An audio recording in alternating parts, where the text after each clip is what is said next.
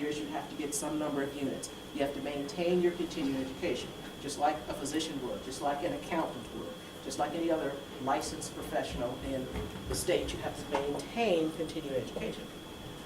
Now, dietitians in California are not licensed like physicians and others, but we'll get to that a little bit later also. But we are registered. It's a national registration examination. Now, Code of Ethics, it is not intended to reprimand unqualified dietitians and dietetic technicians, nor is it meant to be a punitive force to take away credentials. The Code of Ethics are there for people to follow so that they don't end up in trouble, such that they might have someone question their credentials and then possibly have their RD taken away from them. For your information, if you wanted to go and read all of the information surrounding those 19, it's up on the Academy of Nutrition Dietetic website, eatright.org/Code of Ethics. It was in a journal in 2009, August 2009, which I'm sure none of you have the journals, but you can go up and get a copy of the entire code. That's what you like reading. Some people do. They love reading the nitty-gritty. Okay. Briefly, what we're going to do is we're going to look at a couple of case studies. Okay? The best way to determine if something is an ethical issue, or is it a business issue, or is it a legal issue, is to look at some situations and determine, what do you think it is? A lot of times when someone has a question, and somebody will say, well, that's an ethical issue. Somebody else will say, that's just a business decision. I told him something, he didn't do it, I don't want to see him anymore because he didn't do it. And this person said, well, you told me inaccurate information, so I'm not going to pay you. No, it's a business dispute. No, it was an ethical issue because it started out as something that was completely inaccurate and erroneous. Okay. We have two of these. They have numbers on them. If you go up to the website and you look at the entire toolkit, there are about 25 or 30 case studies. This just happens to be number 2. There are many, many in there. You read them, you read the identification, you read what it says about them, and it helps you to learn what it is the Code of Ethics says about that particular situation. Okay, a didactic program in dietetic student. Just say any old nutrition student, any old student actually for that matter, who is a student member of the Academy, which is the Academy of Nutrition and Dietetics, is in a computer lab at the university taking an online examination for one of his courses. Oh, it says his. The course syllabus specifically states that the exam is to be taken without the use of the textbook or class notes. One of the student's classmates observes the student referring to the text and class notes while completing the online exam. What should be done in this situation? Okay, don't answer yet. Let's look at your Code of Ethics sheet. Look at your Code of Ethics sheet. First, is this issue described, is this a legal issue? No. No, it's not a legal issue. Is this a business dispute? No. No, this is not a business dispute. Is this an ethical issue? Yes. Okay, what makes this an ethical issue? He's cheating. He's cheating. Now, there are a lot of people these days who, well, even though I know he's cheating, I'm not going to rat him out because I'm not a rat. When you guys take class exams here, are they class average, or is it specifically a certain grades an A, a certain grades a B, a certain grades a C? Class average or certain percentage? Second, okay, certain percentage. Okay, or at UCLA, biological sciences, most everything was class average. If you had a 100-point exam and 95 was the average, what was 95? A C. Okay, you took an exam and 53 was the class average. What was 53? A C. Okay, so in some instances, if someone is cheating and raising the score, that means you're going to look like you're doing worse than what you're doing. So I'm not going to ask you to raise your hands to say who would turn it in, but you have to think for yourself, what would you do? Would you turn this person in? Especially if it was class average, you betcha I'd be right there the next. I'd be knocking on his head saying, busted, dude. I got you. Okay. So we've determined this is an ethical issue. Class average, he was a killer. Wow. You had to go through this, I digress. You had to play a game there. You had to play the game as to when you were going to take the class. If you took the class the first quarter, when everybody else was taking the class averages were usually in the sciences, say, 50, 60, that was a C. The people that flunked it the first quarter would turn around and take it the second quarter. So then, if you took it for the first time the second quarter, you're not competing with the people who had it once before. Class averages could be up, 60, 70. So it was a game you played, but I loved every minute of the game. All right, so now let's look at our sheet. Just look at your sheet. Once we determine that this is an ethical issue, and you're like, oh, this is so easy. But in your mind, think about what would you do? Would you actually go turn them in and then have to suffer the consequences of having turned someone in? Now, what category would this fall in under the Code of Ethics? Fundamental principles. Let's look at fundamental principles. Conducts himself with honesty, integrity, and fairness. Cheating is not being a person of integrity. The dietetic practitioner promotes high standards of professional practice, blah, blah, blah. When you are cheating, you're being dishonest. End of story. Now, besides cheating being dishonest, the one that's cheating might not see this as an ethical problem. How could someone not see this as an ethical problem? Give me some reasons. The person that's sitting there looking in the book and checking the notes. What could they say to you? Everyone else is going to do it. Everyone else is going to do it. That's the primary one. Everyone else is going to do it. I have to do it just to keep up. Common thought with athletes.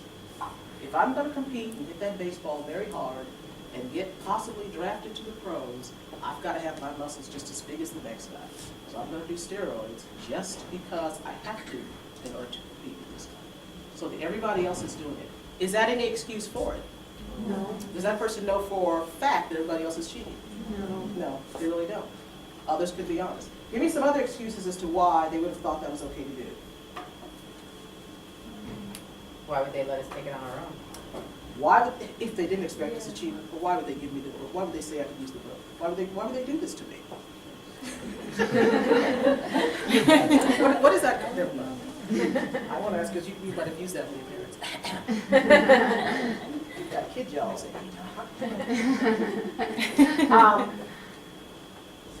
Blah, blah, blah. We don't need to read these because I'm a little late. We'll go through that, keep on going, move on to the next one. Another reason that people would use is, well, I missed that class, and I went through the book and I took the notes, but I didn't have time to learn it, so I'm just referring to my notes because I didn't go to class that day and I missed it, so it's really no big deal. It's no big deal. I really learned it. I just needed to refresh my memory on the test. Anyway, this is a typical ethical issue that you may encounter while you're here. Hopefully not, but you may. And you would have to decide for yourself, how would you deal with this situation? Here's another one. Okay, so I've told you that I'm old, right? So blogs, they may be wonderful, they may supply great information, but I don't have time to read them. We have people who always want to send us a blog at CDA. Can you push my blog? And I'll politely say no because I don't read them. When do you have time to do that? Oh, well, I sit at the computer. It's a generational thing, I insist. Although I do know some older people that spend lots of time reading and writing blogs. Here's one. And there's two twists in this, and I want you to look for the twists. You can read it up there. A registered dietitian is reading blogs posted by colleagues in dietetics. He finds nutrition misinformation written by an RD. Okay, nutrition misinformation written by an RD. Her posting is not in agreement with the non-governmental organization's recommendations and current scientific evidence. So this lady has written something that is inconsistent with the current published information that is known to be fact. He is familiar with this topic because he consults for a food company that relies on the information to support their brand messages. Okay? He knows that the RD is incorrect and perpetuating myths. But he worries that it could be considered a conflict of interest for him to correct the RD on the site. Okay, first of all, what is considered the conflict of interest? Well, he's working with the company. He works for the company that she's writing about. How would it look if he corrected her blog? What are people going to think? He's pushing the product. He's pushing the product. So he's got a real dilemma. He knows what she has put up there is incorrect. But he doesn't want to correct it because he doesn't want to be perceived as someone that's just pushing the product that he's selling. A lot of dietitians these days are approached to sell supplements, to push this juice, that juice, this artificial sweetener, that product. You are approached by food industry, or you will be, to push this, push that, because if I can say, ooh, the registered dietitian said, eat this, then they can sell their product. So this guy has a real dilemma here. Should he or shouldn't he? You don't need to answer me. Think for yourself what you would do. Okay, is this an ethical issue or is this just a business dispute? Both? Sort of both. You could say it's both. The business issue is, he doesn't want to seem like he's selling product. The ethical issue is she has put out some inaccurate information. She didn't check her facts. If there's one thing that I have got to convince most dietitians to do, and I'm urging you now, check the facts before you speak. There's nothing wrong with saying, I don't know, let me get back to you on that one. Never feel as though you've got to give an answer that you don't know the answer to. Now, physicians, think about physicians. Physicians specialize. Would you want to go to the radiologist who's reading your x-rays for open heart surgery? They both say MD after their name, right? Right? So just as physicians specialize, dietitians specialize too. They're dietitians that work in the hospitals, they're clinical dietitians. They could tell you probably pretty much everything you need to know about kidney disease, heart disease, diabetes, how to treat it, what the medicine implications are, not that they prescribe medicine, what the medicine implications are, how they're going to react. You ask me those questions, I sit there like a deer in the headlights. I have no idea what you're talking about. Take something simple like diabetes. What do we all know about diabetes? Well, you have to watch your sugar. You got to watch your carbohydrate. You can't have too much. Well, there's all kinds of medicines they give them out for that. And my husband, he just recently started on the type 2 diabetes medication. He goes, okay, so what is this going to do for me? I said, no clue. No clue. I said, well, what I'll do is I'll call my little friend Linda and have you meet with her and I'll sit in so we can figure out what it is. They have all kinds of medicines to handle these diseases now. And some of these medicines, you take it in the morning, and unless you eat at certain points during the day, your blood sugar will drop so far you're going to feel like you're going to pass out. Do I know this? No. I have no knowledge of that because I don't work with diabetes patients. There are certified diabetes educators who work with diabetes patients, and they can tell you exactly, based on their experience, their learning, they're going to lessons. When they take this kind of drug, you better have something to eat by 2 o'clock if you took it at 8, because that's when your blood sugar is going to drop when it's time to release. So there's all different kinds of things dietitians have to know, but if that's not your area, please say, I don't know, and I'll get back to you. But there's nothing wrong with saying I don't know. Anyway, so this is an ethical issue and a business dispute, not a dispute, a business issue. This is a real dilemma. Okay, if you look at your code of ethics sheet, this one's going to be responsibility to the public and responsibility to the profession. Yes? For this situation when it's a blog, there's no regulations really for blogs. So she's just kind of posting Ding, ding, ding, ding, ding, her own ding. ideas. There are no regulations for blogs. There are no regulations for what people put on Facebook. There are no regulations for what anybody puts out there in the internet, is what my mother calls it. None. You can say what you want to say. However, if someone, like this particular example, is reading it and he says, hey, that's not right. He wanted to, his issue was, should he go and correct her on that site where her blog was posted? What would you do in this instance? Give me some examples. There are no regulations. So you're kind of like, it's kind of like the Wild Wild West out there. There's no regulation, you can kind of do whatever you want. Couldn't you just email her privately? He could. Contact her and give her sources? You don't have to identify that you're with that company, I guess. He could. Just, or even if you did. No, personally, that's what I would do. When I see, and it's really bizarre, when I see misspelled words kind of bug me. And spell check in Word does not help. Spell check will correct it to what it thinks you're trying to say. You know what you're trying to say. Get all kinds of bizarre writing. Yes, he could have emailed her anonymously. He could have just emailed her saying, you know, that here's the information, non-judgmentally. She might have been happy to receive the fix and went on and fixed it. For a little retraction or whatever. But the issue with this item, he doesn't want to look like he's selling, and there are no regulations. A lot of things that we do, that you guys will do once you finish here, there aren't any regulations for. There's no stipulations for saying what it is you can and cannot. You can post anything on the internet that you want. You can post an absolute lie. There's no repercussions. No repercussions at all. Politicians are very good at that, seeing as how this is a political year. They can say something and say, oh, I didn't mean that. Too late, it's already out. Everybody's already heard it. So naturally, it's rolling around in the back of the brain. Blogs, social media, Facebook, give me some more. LinkedIn, all of them. Oh, that is just such a waste of time. But anyway, that's just my opinion. There's so much stuff out there that anybody can post anything they want to. And a lot of times you can't get back to whatever the original source is. However, what I would do in this case, if I were him, I would basically email her privately and say, here's what it is that should say, and she could either take it or leave it. He doesn't need to go and correct her on the site. He, as a salesperson for the product, he could then say, well, some people say, and say what she said wrong in his next sales pitch to his customers.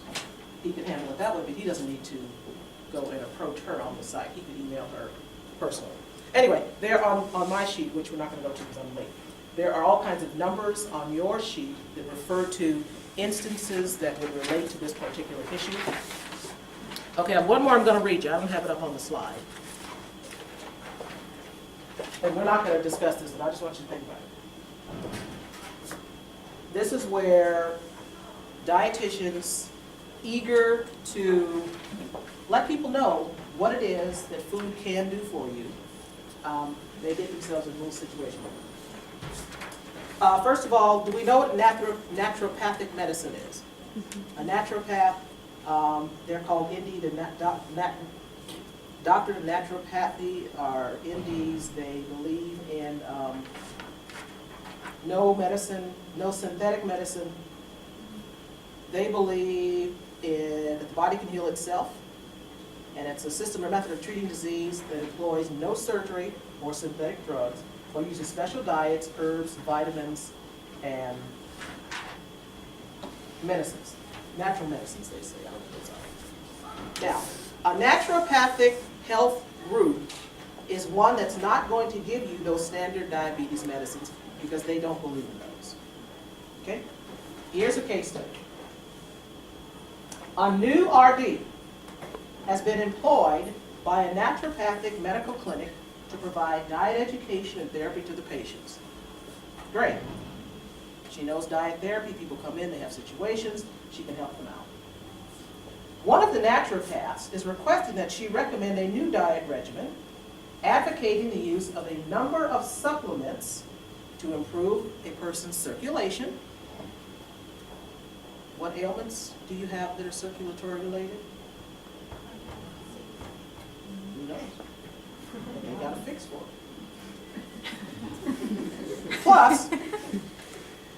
Plus, he wants her to start recommending this herbal tea for controlling diabetes. Okay. When you move out into the workaday world and people offer you jobs, you need to find out what is it that they push, what is it that they believe, what are their philosophies. They may not be in line with what you know to be fact. Just because someone offered you a job doesn't mean you have to take it. And a lot of times people find when they take those jobs that just kind of, and they don't want to get there, things go downhill very quickly. If, as a dietitian, you believe along with the naturopaths, that basically through diet, herbs, supplements, etc., you believe. Is a belief fact? No. You have to separate your beliefs from what you know to be science-based fact.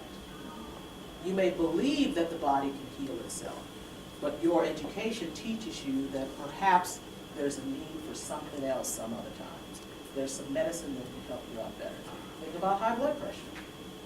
You can drink all the vitamin C, take all the vitamin C you want, you can lose weight, etc., but your blood pressure may still be high. The consequences of not taking high blood pressure medicine are far more severe than going ahead and taking a pill if you don't like taking pills. So as a dietitian, there are going to be a lot of ethical issues that you're going to encounter. Many, many, many more than I encountered when I got out of school. When I got out of school, the options were you went to work in a hospital, or you went into work in a consulting business, and I didn't do either. I went to work at a computer company. So a lot of issues involved. We developed software for use in hospitals to do patient assessments, to do diet analysis, to do food cost management, and to do inventory control. So that's what the software did. So we used our food service nutrition dietetics in the development of this software, and we supported customers in using the software in hospitals. So anyway, as a dietitian, you're going to encounter many things that are going to cause you to take pause and to think about whether or not you really want to do this.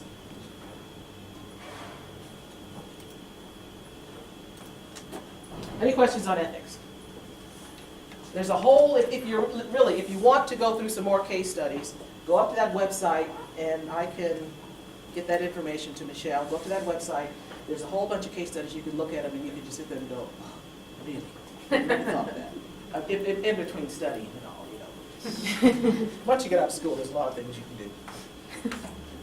Anyway, I mentioned California Dietetic Association is the state organization for the Academy of Nutrition and Dietetics. Academy of Nutrition and Dietetics just changed their name last September. They previewed the new name down in San Diego at the annual meeting. They were the American Dietetic Association for many, many years. The California Dietetic Association has as its vision to optimize the state of California's health through food and nutrition. Our mission, the California Dietetic Association, is to empower members to be the state of California's food and nutrition leaders. Empower members to be food and nutrition leaders. So basically what we like to handle is anything that our members need. Members have needs. There are 6,900 members at present in California. That includes registered dietitians, dietitian technician, and students. Now, that does not include all registered dietitians in the state of California. Membership in the Academy and CDA is voluntary. There's a fee tied to it. So you don't have to be a member of the Academy of Nutrition and Dietetics to be a practicing dietitian. The Commission on Dietetic Registration, the CDR, is the agency that credentials dietitians, which is separate from the Academy of Nutrition and Dietetics. So you could be a registered dietitian but not be a member of CDA or the Academy of Nutrition and Dietetics. Membership is voluntary. If you want to maintain your registered dietitian status, that credential, you have got to maintain your membership with the Commission on Dietetic Registration. So that's the difference between the agency credentialing members and others.